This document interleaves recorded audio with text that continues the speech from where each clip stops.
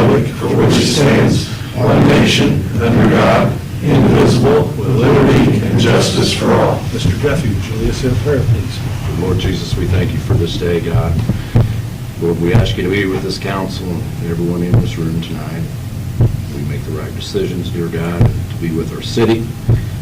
Keep your protecting hand upon us in Jesus' name. Amen. And I would add to that, thank you for bringing Justin back to us. Alive! Okay, let's do a roll call, please. Mike Duffy. Present. Jeff Hancock. Present. Jerry Walden. Aaron Dickens. Here. Martin Coker. Here. Lynn Purdue. Here. Rex Peckinpah. Here. Okay, does anybody want to make I'd like to make approval of the minutes from the previous meeting. Second. Okay, been moved and seconded. Roll call vote, please. Mike Duffy. Aye. Jeff Hancock. Aye. Aaron Dickens. Abstain. Mark Coker. Aye. Lynn Purdue. Aye. And Rex Peckinpah. Aye. Okay, that brings us to the point where, does anybody have any additions or anything to the agenda? Hearing none, we'll consider it approved, and that brings us to public comments and special presentations. Maggie, would you want to come forward? I sent you guys something a week or two ago about what Megan's going to talk about a little bit. Please. Yeah. So the last time we were here was like a year ago, and we were going to open up as a live-in center for women in recovery. So some things have changed. With the state regulations, we would have had to turn that home into like a commercial building and bring it up to commercial code, and that was just going to be a lot of money from fundraising in the city if we asked the city and they donated. And our goal is to be out in the country, so with a large center and doing equine out there, so we didn't feel like it was the wise decision to put all this money and time into the house. So we walked away from the house, and we have opened as a day program. So we've been open since November, and we are currently serving 7 women. Good. Would you like me to go over like what we do in the program, or just go to the ask of what we're asking for? It'd be fine to talk a little bit about the program. I think Okay. we've got plenty of time. Okay. So we do brain rewiring. I have a brain rewiring coach. Her name is Shelly Hansen, and she does brain rewiring, which helps these women regulate their dysregulated nervous system. Okay. So the concept is of neuroplasticity, and it's the brain's ability to heal and form new connections. So these women, I could go pretty deep into it. I won't go that deep into it. Okay? No, that's okay. So it is something that is working very well for these women to realize why they do what they do and why they go back to their drugs. So another part is the recovery coaching, where they meet with me one-on-one, and we set goals, we ensure progress is being made. We talk about what is hindering them from getting recovered and staying recovered, and the best ways to address their hindrance and their challenges. It's also just to kind of make sure they're progressing through the program. The program's working for them. We also do emotional healing, where this is kind of a prayer ministry, and it's optional for the women. None of them have turned it down yet, and it works great for them. But this is about kind of healing their traumatic past, because most of them have had trauma, so it helps deal with their trauma memories and release forgiveness, and kind of heal also their relationship with God, kind of help tear down any lies they're believing about themselves or how God might look at them in a negative way, and repair that. We also do Bible study. This is all once a week, except for the emotional healing. And then in the spring, in a couple of weeks, we want to start our Equine Connection program. So this will be new, but this is something, of course, that we want to do once we're out in the country. So I wanted to push forth and see how we could start it now. So we've already got the okay from the Saddle Club to start using their Arena A, which is just a smaller enclosed arena, on Wednesdays. So we're going to start this, though, every other Wednesday. We're kind of inching our way into it, just to make sure it's going to work out well, and how to build it, kind of go slow with it. But they're going to be doing that twice a month. And at the end of their 8 weeks, it's going to be 8 weeks long. At the end of their 8 weeks, they're going to get a riding lesson at Carson's. We've also partnered with Carson's Stable, if you guys are familiar with them, out on 36th. and they'll do like an actual group lesson with the girls to learn how to ride. Everything we'll be doing is going to be groundwork, okay? So that's kind of what the program that we are building so far. Any questions, or should I go ahead? Did I see something online where she kind of had an advertisement of what she goes over, or was that a live feed at one of the meetings? Shelley? Yes, we put on Facebook, we've tried to put out some of the things that she's teaching so people can really understand what brain rewiring is. Yeah, so it's on our Facebook. Okay. Why don't you go over what you'd like to have from us, Okay. potentially? Yes, potentially. It's hard to know what there even is. So when we come for an ask, we don't really know what's appropriate, what's not appropriate. So we're told to ask for money, so this is what we're asking for, this is what we're in need of. So we kind of broke it down in 3 different ones of different asks. The first is a scholarship fund to help. So right now we have 7 women. To be full would be 12 women, okay? So to have 12 women in the program at all times, for this year, we're asking for the $115,200, okay? So this keeps 12 women in the program at one time. What's the breakdown for one person? Yeah, it's $200 a week per woman. And that's, what she gets is, I outlined it in the proposal, what she gets. The emotional healing is about once a month, is what the emotional healing is, or depending on what her need is. And so once we get past 12, I am a recovery coach and an executive director. I can't take on more women than 12 a week because I meet with them weekly. Then we would want to hire another recovery coach. Then we'd be able to bring more women in. So Shelley, the way she does it, she does classroom, right? So she can teach like 15 women at one time, right? So she could potentially, even if she just taught twice a week, she could do 30 women. So it has the potential of being able to minister and help many women at one time as we grow. So that's the first ask. Did I cover that? Well, is there any? I think so. Any questions? Okay. And one thing we thought too, like with that ask, is like right now we only have 7 women. So would it also, be possible at the end of each month, we say we had 7 women in the program, or, if we get 2 more, we have 9 women in the program, and then it gets taken care of, say, monthly, if that makes sense, right? What other sources of income or donations do you have, or are you looking for, or do you receive any We outside receive some income? donations, yes. We From? receive some donations. From Individuals? Couple churches and individuals, yeah. I'm always, my job is to network and to kind of start getting those donor relationships going, and so we're always going to be working towards that, or growing that. And you have your banquet? Yes, the gala, yeah, we're going to do a fundraiser in May. I think, just a small one at Lake Inganale, and then we're going to do the bigger gala in the fall. And then we have somebody who is taking a class on grant writing right now, and so she's going to start grant writing for us. So those are kind of our ways of getting money right now. Yeah. And then the general operational fund. So this is just a few things, tangible things that we need or could use. Our cost is pretty low, I think, so for rent and our overhead for $6,000 would be for rent for a year. Right now, we are currently in the back of Kuntz Insurance offices, so we're in the back of this building right now.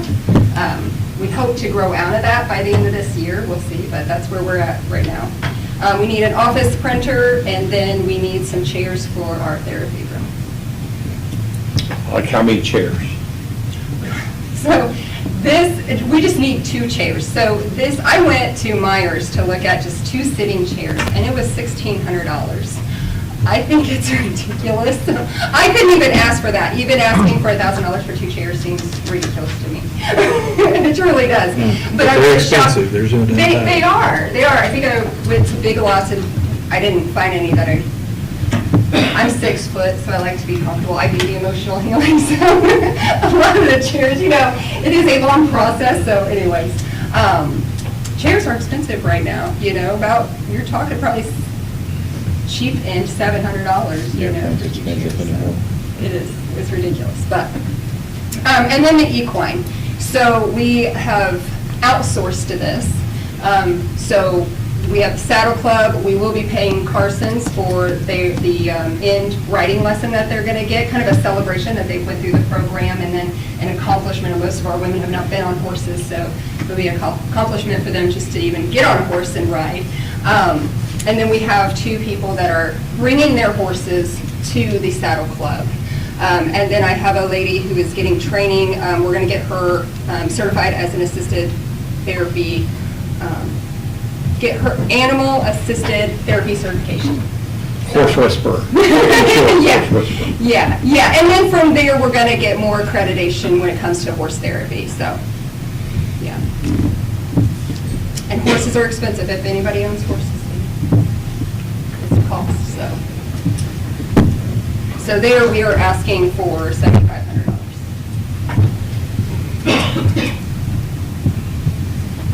Okay, so that's your ask. That is the ask. Does anybody have any Those are questions? Yes, those are 3 asks. We've got, for you guys, information, we have $19,806.51 of, I forget what the word is, but anyway, we can use that opioid money for fairly loosely, non-restricted, it's non-restricted, so. Is that the riverboat? No, that's opioid money, that's from Purdue Pharma Okay.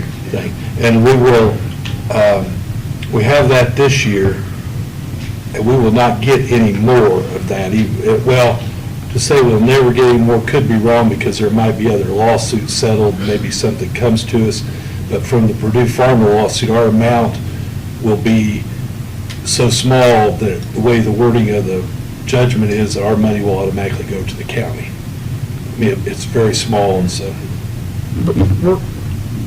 But when you came and talked last year, wasn't it that we were going to give some of that money to the house? Was that Well, what we were we going didn't really, she more or less just presented, really didn't ask for any money. Yeah, okay. Well, who we gave money to last year was the Haggers Hope House. 16th Street. Yes, The and one they're that, functioning, they're working through all Yes. that. So we did give them money then. And that was the potential house that you were going to go No, in?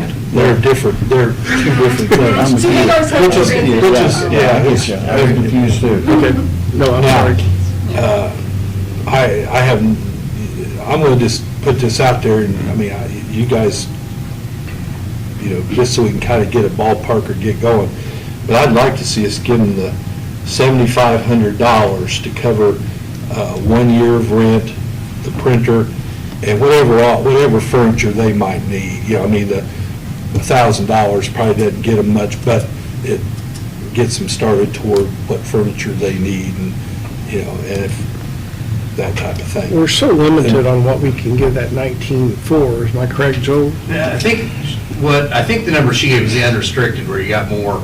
Right. Yeah, the 19, I mean, when I say this, I don't mean to discount what you're doing, but I think we could pretty much give that to somebody that wanted to sell it, give lollipops away on Broad Street to kids with a thing that said, don't do drugs. I mean, it's very, very broad, yeah. So, but I'd like to potentially see us do that, and I think we're well within our bounds doing that, and then possibly a fund, because everything that we would designate, like if you went and you bought the printer, okay, well, you'd bring that bill to Ashley and Shirley, and if it was $525, they'd cut you a check for $500, and you'd be for the other, or if it was $495, you'd get $495. But everything would go through them. Same thing with the rent. You just wouldn't get a check right next week for $6,000. You'd get a check whatever your rent is each month until the $6,000 was gone. And the same thing with furniture, you bring the receipt. you have. Right. So I'd like to see us do that. Then I'd like to see us either,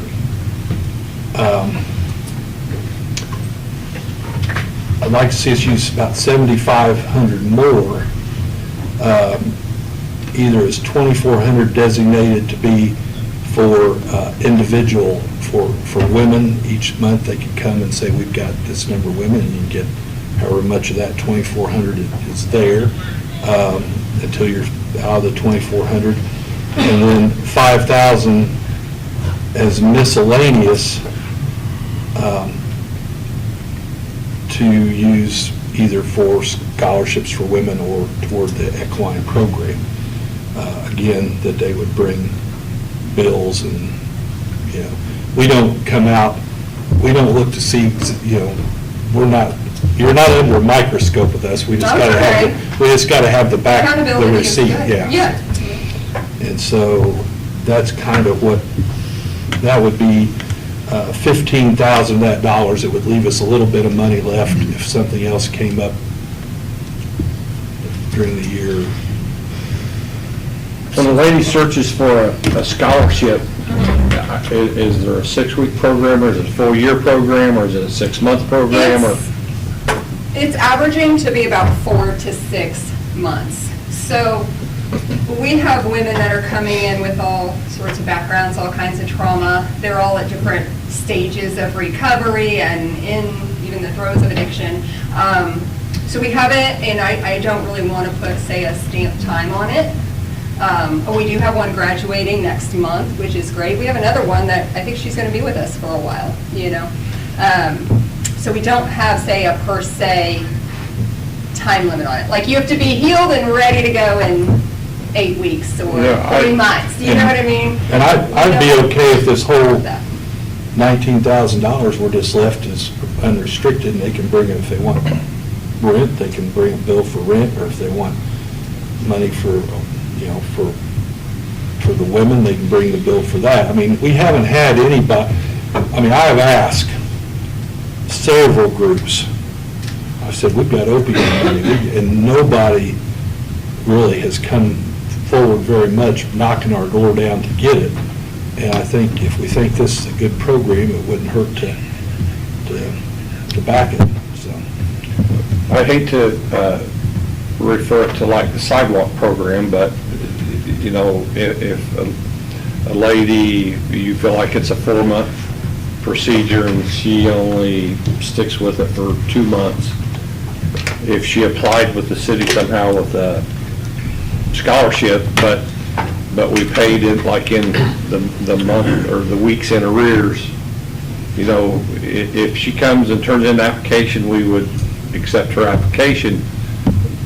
In other words, we're not going to pay it until she successfully completes the program. Well, I mean, Is that what you're saying? Yeah, I'm not saying that's bad. I hate to I pay think for that's 6 what you're getting months at. for somebody and they only stick it out for 2 or 3. I understand. That's kind of the name of the game, so. Maybe That's kind of what we deal with is, that's what happens, right? So far, we've had only 2 that have left us, so. Well, I hope it never happens, but It's going to, right? That's, but if we do approve them for the scholarship and then if they.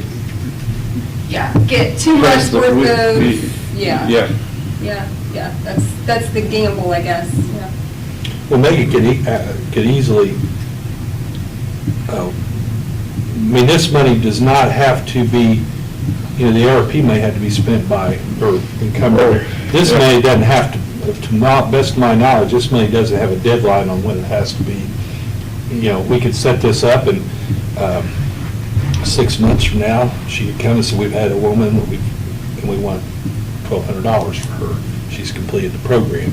And we could, and it doesn't, there's no timeline when it has to be done. So it could be a thing where if somebody completes the program, you can get reimbursed for their time in the Or program. however it looks Yeah. for them to get. That might be an easy way to do it. But I would hate for them to turn somebody away if they didn't know that they had the scholarship. Well, I don't We don't turn I don't anybody think they're away. going. Like, we're not gonna, even if we gotta eat it, we're not. I get the If we have room impression, for them, does that make sense? Yeah. Sure. I get the impression your hope is that this program is going to go from having your 12 women in it to 24, and who knows, but it's going to be, I mean, that's. it's going to be growth a is what we want. continually bigger program because we've got a big need. So are these women court mandated to find a place, or is that how they find you? No, not necessarily. They've found us in different ways. Okay. Through Facebook, through Great Deals Magazine, through Hagar's Hope has sent us some women. So Okay. she has mandated, Okay, or personally has mandated a couple women to be in our program. We would love to partner with the courts. I'm not sure what that looks like. We went to drug court numerous times to kind of put our face there, and become known and everything. Okay. But I'm not sure what that looks like. And really, I mean, the word being used is scholarship, but really it's just like a line item in the budget. And when a woman comes in, you tap into that account, so to speak. Yeah, 'cause we cover her can't- costs. She says we have a goal of 115,200 in a scholarship fund. Well, we can't, I don't believe we could actually give money to a scholarship fund. I see what you're don't saying think. for this. Could be Got wrong, it. Joel, but I don't think we could. So And that's almost on a per-need basis we can do. Right, Okay. which that would be like a per-need basis if she had, Miss A completed however many weeks of the program, and she came in, she said, well, she completed 7 weeks or however many weeks it takes, and we'd like $1,400 for her. Got it. Do you have the resources to cover that time frame? To take it through your program and kind of get reimbursed all at once? Yeah, I think we could do that.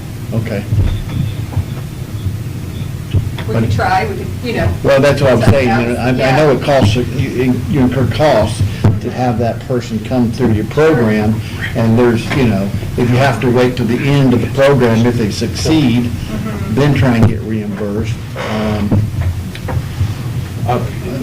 You know what I'm saying? So if you've got, that would be great for us as far as, but, I don't know if it puts a burden on you trying to get resources to keep that, that person in your Yeah. program. Yeah, I don't think so. We have a lot of sacrificial people that are Okay. willing to wait.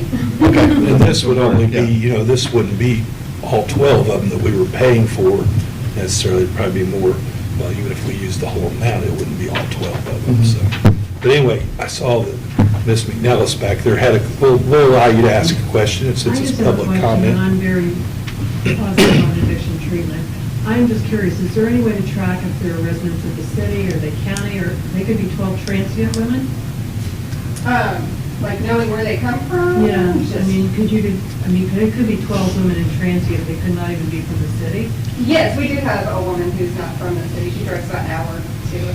We would probably, The rest are. we would probably be better served if the They were women, Henry the County women then. that we're at least Henry County. Yeah, no, I understand that.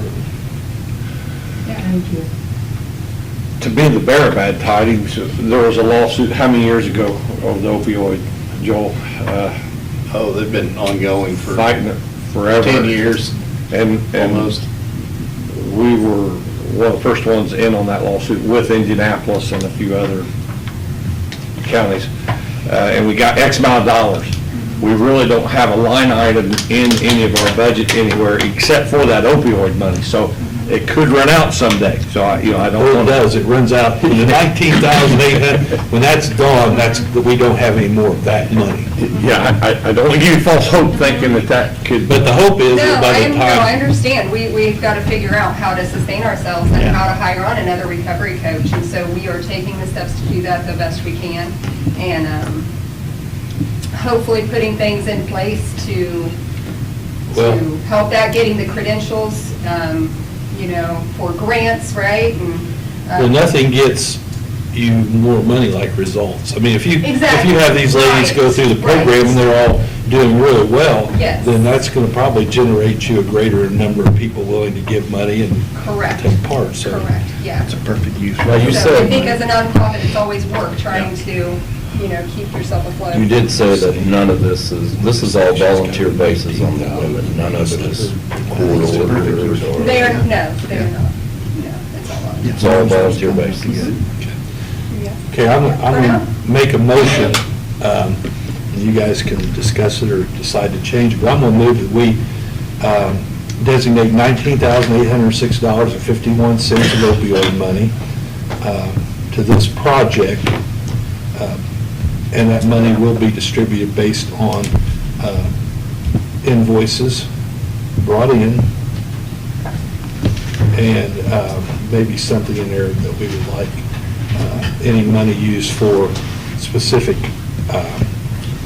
patrons to be used for patrons that live in either Newcastle or Henry County.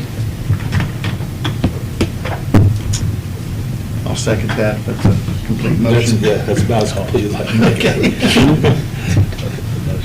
Okay, so is there any discussion or further thoughts? Anybody uncomfortable? I'm definitely okay with the donation. Does anybody else feel like maybe we should just leave a few thousand in there just in case of something, not necessarily for them, but for anything else that arises that? Okay, I'll amend it. I mean, I'm not. No, you are right. mean, But just- we can amend it, and we can say. We can always give her. Yes, we can say, we can say $16,000 right now, 16,000, we'll amend that 19 to 16,000, because come December or so, if nobody's asked for any more, then you can come back and probably get the rest of it. But that way, we do have something if somebody comes up and they've got a knockout program. Yeah. Yeah, so, you allow it to be amended? Yes, yeah, no Okay, problem. is that okay, Mark? Yeah, I think that's a good I just think idea. that's a wonderful program for Yeah, money to go to. Oh, I definitely think it's Yeah. the best one we've heard by It's a far. perfect fit. So, okay. Any other discussion? Okay, roll call vote? Mike Guppy. Aye. Jeff Hancock. Aaron Dickens. Aye. Mark Hover. Aye. Lynn Purdue. Aye. Rex Peckinpah. Aye. If we need that, we'll have to. Sure. Okay. Can you re-say that for me? I was getting upset. You say 16,000 even right now? And that's for, For, basically, it's unrestricted for you, is the only restriction is you've got to, if you get a lady that has finished if you get a lady that's finished the program and however many weeks it is, and that times 200, you bring some kind of an invoice to Ashley and Shirley, or if you buy, if you rent, like you pay a month's rent, you bring them the invoice, or you probably, depending on what your cash flow is, if you wanted to wait and bring one every 2 months, that'd be fine. Give it to them, and when you reach the end of your $16,000, they're going to say, well, Megan, you've reached the end of your 16. you're done. You can go back and see if they'll give you that other. Gotcha. Or if you buy a printer, Yeah. so you can just bring the invoice, can you put on a credit card or something, bring the invoice in, and they'll reimburse you for that? Okay. We have to turn that in to State Board of Accounts. Yes, So we yes. have to have a paid receipt for it, so. Yes, yes. So is this something we could use for, to get her certified in animal assisted therapy certification? I would think so. I would think so. Would that be, Yeah. If, it's $3,600 for the 6-month course. That was something we wanted to put her through for accreditation. I would think. I would think so, long as the receipt. We said that designate, we said I know. unrestricted. Okay. Don't start putting restrictions on it. You might say so, and say, oh, yeah, wait a I just minute. want to be respectful. All right, well, thank you. Okay, thank you. Appreciate it. Okay, anybody else from the public wishing to come forward? Okay, seeing nobody rushing the stand with a camera or anything. That was kind of a joke, but anyway, we'll move on to committee reports, Mr. Duffy. I'm sorry. Hey, how's the pothole filling going? Been working on them every day. Okay, I know, I kind of bugged Lee over the weekend, and I did that on purpose. He probably knows that. But I've had a few phone calls, so just wanted to make sure. Well, just give us a list. I mean, just write the actual address down. Well, I want you to be able to, also, but I will, but I mean, You want us to be able to what? I want you just to be able to go and do what you gotta do instead of worry about a list all the time. But I give a list quite often. Well, if, there might be some of them on your, Yeah. on the way. I'll get it, I'll get it. And some of them you don't always, I mean, I don't expect Lee to see every See all pothole of in them, yeah, Newcastle, yeah. so your Just eyes. write them down, yeah, not a problem. I do, well, I expect it. Yeah. Well, you might see them all, Lee, I didn't mean to disrespect you. He drives around town a lot, he should be doing it. Okay, and then if I could just talk to the traffic committee after this meeting, just briefly, it'd be real quick, promise you. Promise you, promise you. Thank you. Mr. Hancock? I have nothing, Mayor. Mr. Dickon? No, I'm good. Mr. Coder? Mr. Purdue? I'm good.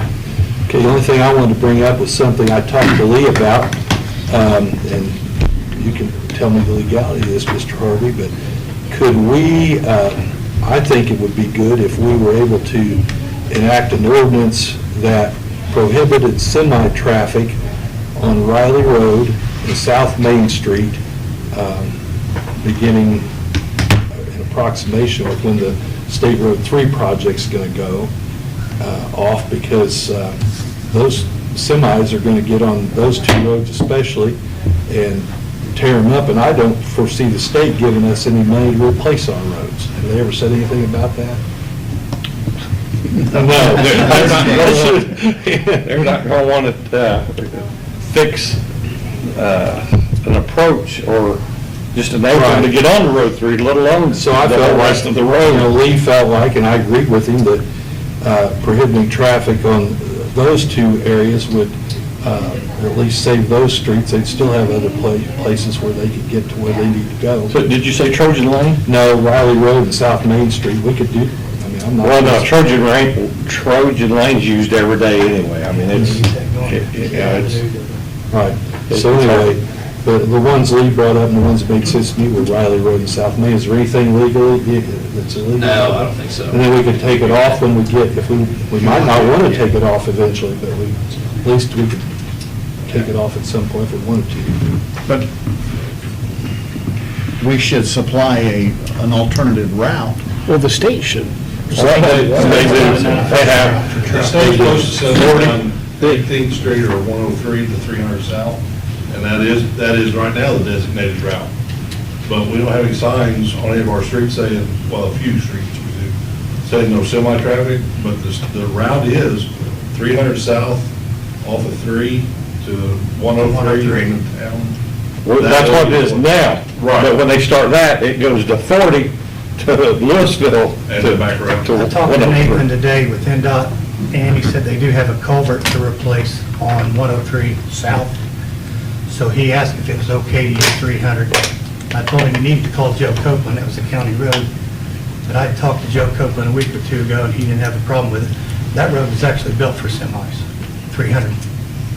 So that's the route they want to use, either going out to 40 all the way around, or 3 to 300 over to 103 through town. Well, I can't see any truck drivers that's I familiar told him I didn't want any. going all the way to 40 I can't either. and coming back. They'll be on some little county road. Yeah, they have to. Yeah, That's going to be a tough But turn, 40 to we, Louisville on 103 for Yeah. trucks. And if we do this, we may need to get with the county to give them to us, maybe to put signage out right at where Main Street goes into 300 so that they know, don't turn down there. Yeah.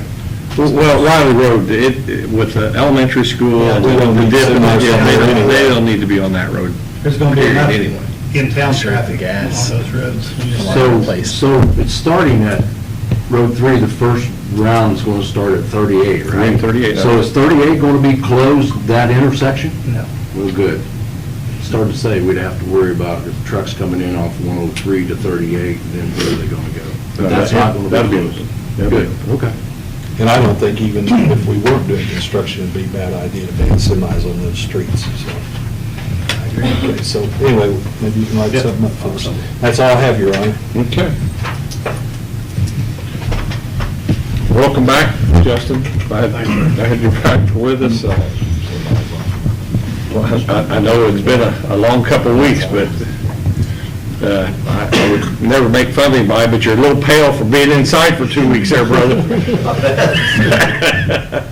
I bet it feels good to get back out in the sun and breathe a little fresh air, doesn't it? Very good. Okay, you guys have anything? I do not. All right. How about the fire department? Mike? Just to add to that State Road 3 project, Of course, Travis put in there pretty much everything we already know, if everybody's read that, but I did talk to Nathan today.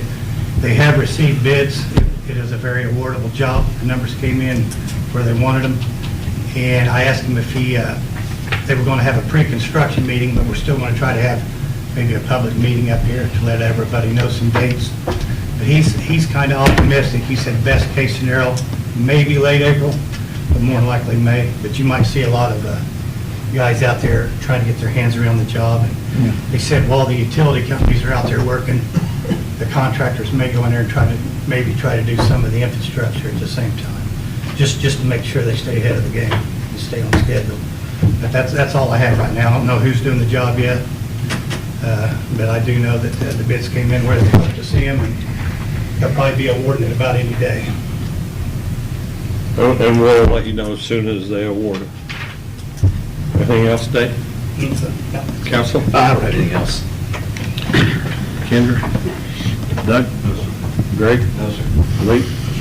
The only thing I want to add to Dave and Mike, kind of what you said, is when Dave and I was driving down Road 3 this afternoon, and when they close it down, and it doesn't matter if you're on the east side or on the west side, it looks like to me they're going to have to repair one side before they ever close it down, because it's so rough and so bad the way it is right now. But with the rest of the city, for example, going to be working extra time on potholes. I mean, just the whole rest of the city, because it's going to cause so much traffic everywhere else anyway. But at Pizza Hut and Culver's and that little entrance down to the church, and then once you get through the church's parking lot and what used to be called Walmart Way, there's going to be people cutting through there for shortcuts. So the city guys are going to be taking care of what we've in the past have considered their driveway. We're going to take care of down from Road 3 to that parking lot sign, the stop sign, and then up the hill where it comes out up by the cemetery. So neither one of those are in real good shape anyway. We've already fixed those this past week. But there's going to be some areas like that we're just going to try to stay on top of more often than we have in the past. So if you see somebody in that little short stretch and somebody complains about, well, that's not city property, well, we're kind of creating shortcut there, a little more traffic than we usually do, so we are going to be taking care of some areas. Repair the damage. Yeah, it's going to get tore up. That's all I have. Okay, that moves us on to our business. We've got no resolutions. Under ordinances, on ordinance 3953, we are not going to deal with that tonight, and we will not have that on the agenda until we get the go-ahead from our cemetery superintendent and the mayor that we've got that tweaked the way it needs to be tweaked. So that brings us to ordinance 3952, amending chapter 53.29 of the city code. Shall be amended to read as follows with the new language in italics. Requirement to prevent, control, and reduce stormwater pollutants by the use of best management practices. The city will adopt requirements identifying best management practices for activities, operations, or facilities which may cause or contribute to pollution or contamination of stormwater, the storm drainage system, or waters in the United States. And this part is in italics. Design and construction activities must be in compliance with the most recent applicable portions of the municipal separate storm sewer system general permit as adopted by the Indiana Department of Environmental Management in accordance with Indiana Code 13-15-3-6. And that is the only change in this paragraph. So I would move that we pass this on first reading. I'll second that motion. Moved and seconded. Any discussion or questions? This just to, get up to date. This was recommended by Keith Bryant, city's engineer. Okay. Or that it needed to be added to be compliant with the state's, So I figured. MS4 permit, so. Yes. So. Okay, appreciate it. Okay. Anything else? Okay, roll call vote, please. Mike Guffey. Aye. Jeff Hancock. Aye. Aaron Dickens. Aye. Mark Ogre. Aye. Lynn Purdue. Aye. Rex Peckinpah. Aye. Well, I think that completes our business, so we'll adjourn. Traffic committee. We had our 2 weeks, oh, you were here for that one. Traffic committee. Yeah, that's right. You went out back.